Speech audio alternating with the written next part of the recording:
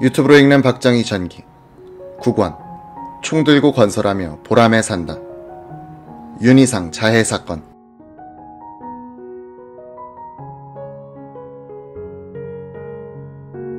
윤희상은 경남 통영에서 태어나 일제시대의 한국과 일본에서 음악 교육을 받았다. 통영여고 부산사범학교, 부산고에서 음악교사로 재직하다 1954년부터 서울의 여러 대학에서 강사 생활을 하던 중 1955년 현악 4중주 1번과 피아노 3중주곡으로 서울시 문화상을 수상했고 1956년 프랑스 파리 음악원으로 유학을 떠났다. 그가 동베를린 북한 대사관과 가까운 베를린 대학으로 유학지를 옮긴 것은 1957년. 이때 이미 북한과 연계되었다는 것이 당시 수사관과 현지 교민들의 증언이다. 1959년 베를린 음대를 졸업할 무렵 그는 이미 독일 사회에서 유명해져 있었다. 한국이 낳은 세계적 음악가이지만 북한이 길렀다고 자부하는 음악가이기도 하다. 1967년 6월 중앙정보부에서 바라본 윤희상은 여러모로 거물이었다.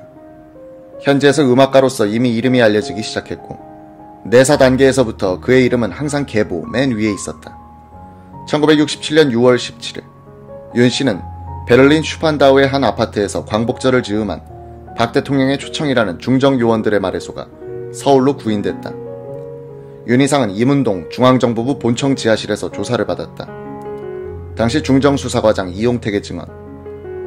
윤희상은 이미 1960년경부터 북한을 드나들었고 북쪽에서도 그의 사회적 명성이 지하당 공작에 유리하다는 판단하에 그를 위해 끔찍하게 지원해 주었던 것 같습니다.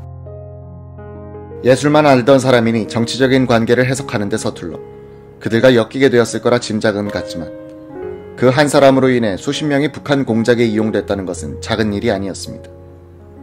윤희상은 독일 작가 루이제 린저가 쓴 윤희상, 루이제 린저와의 대담, 상처 입은 용에서 자신이 북한 사람을 처음 만난 것은 1959년의 일이고 북한을 처음 방문한 것은 1963년이라고 말하고 있다. 윤희상은 본에 있던 한국 대사관에 유인된 직후 라디오를 크게 틀어놓은 소음 고문을 받았다고 상처 입은 용을 통해 밝히고 있다. 서울에 와서도 상상을 초월하는 모진 고문 끝에 나는 북한에 봉사하는 공산주의자이다 라는 자백을 했다고 한다. 구타와 고문을 견디다 못해 자살을 시도했고 재떨이로 자신의 머리를 내리쳐 중상을 입었고 오랫동안 입원 치료를 받아야 했다는 것이다. 이용택 당시 수사과장은 고문은 없었다고 믿는다. 저 사람들이 법정 투쟁을 하기 위해 고문받았다고 허위 주장을 했든지 실제로 나 모르게 수사관들이 고문했을 가능성은 있다고 했지만 현장에 그 자신이 항상 있었던 것은 아니어서 이 증언은 큰 의미가 없을 것이다.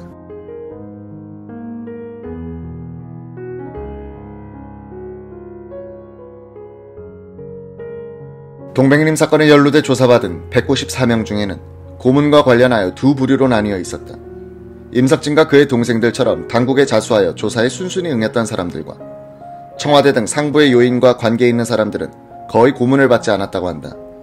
반면 윤희상처럼 혐의를 많이 받은 사람들일수록 고문의 강도가 심했던 것으로 보인다. 윤희상의 경우 재떨이 자해 사건은 동백림 사건의 수사 속도가 늦춰지는 계기가 됐다. 전후 관계를 이용택 당시 수사과장의 증언으로 재조합해보았다.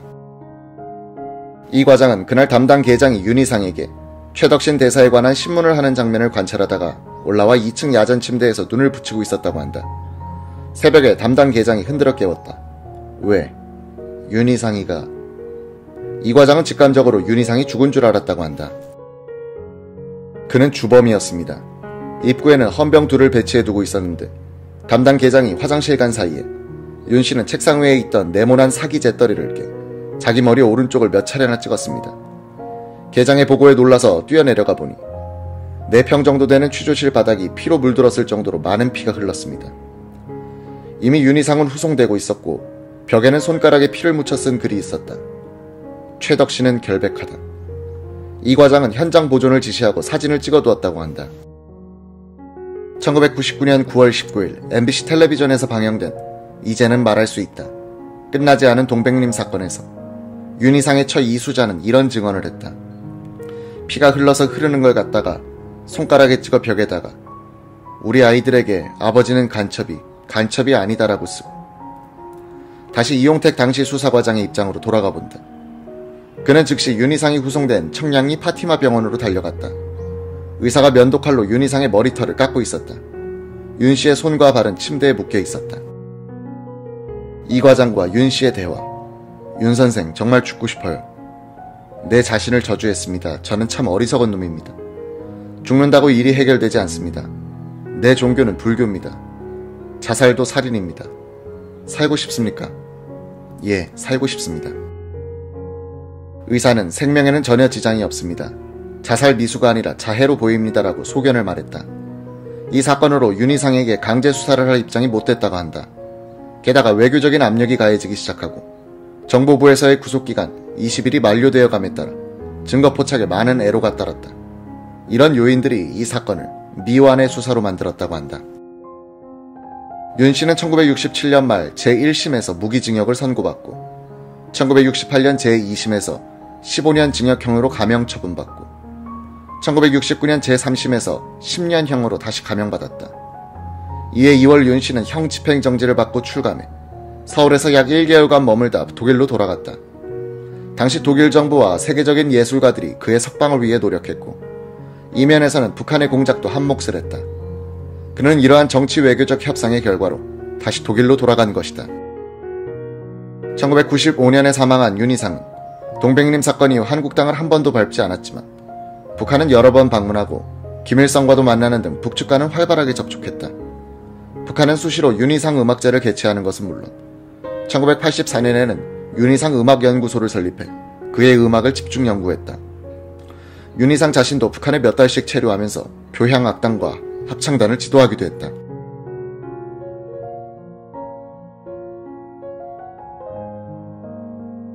(1990년대에) 독일 유학생 간첩으로 자수했던 한병훈 씨는 독일에서의 윤희상에 대해 이렇게 말했다. 그는 기회가 있을 때마다 나는 공산주의자가 아니다, 민족주의자다라고 말하죠. 그럴 만도 할 겁니다. 그가 무슨 마르크스 철학을 알 것이며 계급혁명을 알겠습니까? 아무런 인문학적인 바탕이 없는 사람입니다. 단지 음악으로 명성을 얻은 것이 유럽 사회에서는 문화 권력가로 활동할 수 있으니 북한이 이를 최대한 이용한 것이죠. 윤희상의 계보를 따라가면 송모, 김모 등 최근까지 한국 유학생들을 포섭했던 학자들이 등장합니다. 이들의 제자들이 국내 학교나 언론, 출판계에서 자리를 잡고 있는 경우도 비일비재한 시대가 왔습니다. 서독에서 구축된 지하당 사건인 동백림 사건은 지금까지 계속되고 있는 겁니다. 동백림 사건 혐의자 중 김옥희는 난수표를 소지하고 있다가 발각된 경우에 속했다. 그는 프랑스에 유학 중 북한 공작원에 포섭됐고 뒤에 박종규 청와대 경호실장 비서로 근무하다 이 사건으로 구속됐다. 1999년 9월 19일에 MBC 텔레비전에 이제는 말할 수 있다. 끝나지 않은 동백림 사건에서 김옥희의 남편 조영수는 담당 PD와의 전화 인터뷰에서 이렇게 말했다. 난수표를 갖고 와서 그냥 묻어뒀다가 끝내버렸다. 이용택 과장의 얘기가 맞다.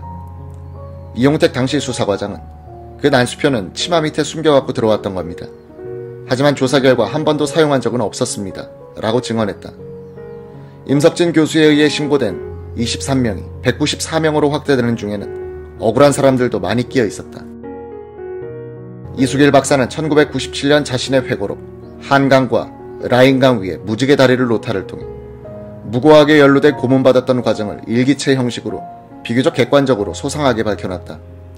그는 뺨 때리기에서부터 물고문과 전기고문에 이르기까지 말로만 듣던 고문들을 다 겪었다고 한다. 이수길 박사는 어릴 때 소아마비를 앓아 지팡이에 의지하며 살았던 1급 장애인 의사였다. 남산 지하실에서 고문의 고통을 견디지 못한 이 박사는 언제 북한 대사관에 갔느냐는 수사관의 문초에 언제라고 쓸까요? 불러주시는 대로 쓰겠습니다라고 했다가 너같이 지독한 간첩은 처음 본다며 더 심한 고초를 겪기도 했다고 한다.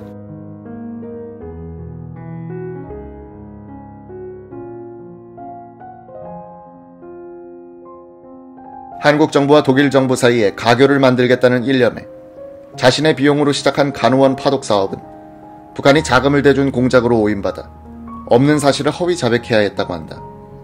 공작금 액수와 날짜를 대야 하고 상대방과 접선 장소 등을 써야 했기 때문에 전후 관계가 맞지 않으면 다시 고문을 당하는 과정을 되풀이해야만 했다는 것이다. 이수길 박사는 독일 정부 측의 압력이 계속되는 가운데 수사 결과 무혐의로 밝혀져 20여일 만에 풀려났다. 당시 주한 독일 대사관의 페링 대사는 이수길 박사를 대사관으로 불러 독일에 돌아가서 조국을 비난한다는 것은 신중히 고려해야 한다고 생각합니다. 라고 충고를 했다. 1967년 7월 20일 그는 프랑크푸르트 공항에 도착해 공항 회견실에서 서독 언론들과 기자회견을 했다. 문. 당신은 한국 정보요원들한테 납치되어 갔는가? 답. 나는 간첩 혐의를 받고 있다는 양 참사관의 말을 듣고 해명하기 위해 자진해서 서울로 갔다. 문. 한국 정부의 부정선거 때문에 국민들과 학생들이 데모하는 것을 무마하기 위한 방법이라고 생각하지 않는가? 답. 이런 질문의 답은 한국의 위정자들이 할 성질의 것이다. 한국 여론은 이번 동백님 사건의 적발을 다행으로 생각하며 동시에 민첩한 수사 활동에 만족하고 있다. 만일 지금 이러한 사건을 적발하지 못했으면 뒷날 많은 유학생, 간호원, 광부들이 희생될 뻔했다. 이수길 박사의 이런 회견은 물론 사실과 달랐다. 이 박사는 그의 회고록에서 이런 소감문을 썼다. 한국에서 받은 인간으로서는 당할 수 없는 고문과 치욕을 생각하면 이가 갈렸다. 하지만 그렇다고 누워서 침을 뱉으면 다시 자기 얼굴에 떨어진다는 것을 생각할 때 독일 사람들 앞에서 나의 조국 한국을 헐뜯을 수 없었다.